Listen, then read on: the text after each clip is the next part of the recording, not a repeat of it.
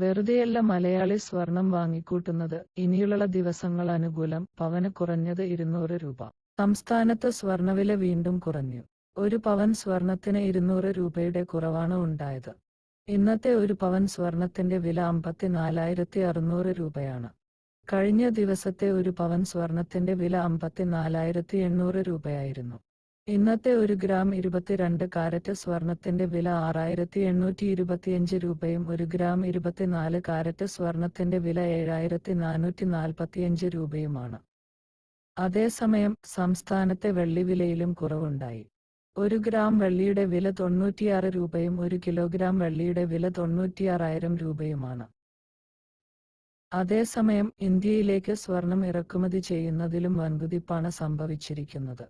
കേന്ദ്ര ബഡ്ജറ്റിൽ എക്സൈസ് തീരുവ ഗണ്യമായി കുറച്ചതോടെ ആഗസ്റ്റിൽ സ്വർണം, വെള്ളി എന്നിവയുടെ ഇറക്കുമതിയിൽ വൻകുതിപ്പുണ്ടായി.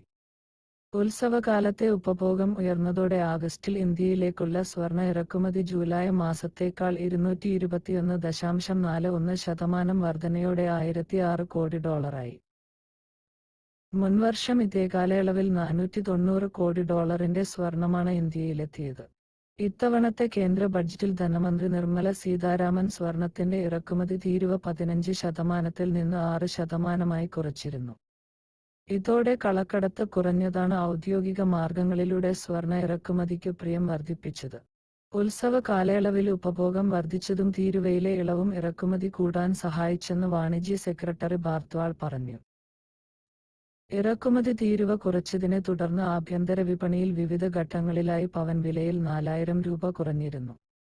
എന്നാൽ ആഗോള വിപണിയിലെ അനുകൂല സാഹചര്യങ്ങൾ മൂലം 1.5 മാസത്തിനിടെ പവന്റെ വില വീണ്ടും പഴയ നിരക്കിന് അടുത്തെത്തി. ആഗസ്റ്റിലെ സ്വർണ ഇറക്കുമതി 84,400 കോടി രൂപയാണ്. വെള്ളി ഇറക്കുമതിയിലും കുതിപ്പ്. ആഗസ്റ്റിൽ ഇന്ത്യയിലേക്കുള്ള വെള്ളി ഇറക്കുമതി 7 ഇരട്ടി വർദ്ധിച്ചു 11,038 കോടി രൂപയിലെത്തി. മുൻവർഷം ആഗസ്റ്റിൽ 1,317 കോടി രൂപയുടെ വെള്ളിയാണ് ഇന്ത്യ വാങ്ങിയത്.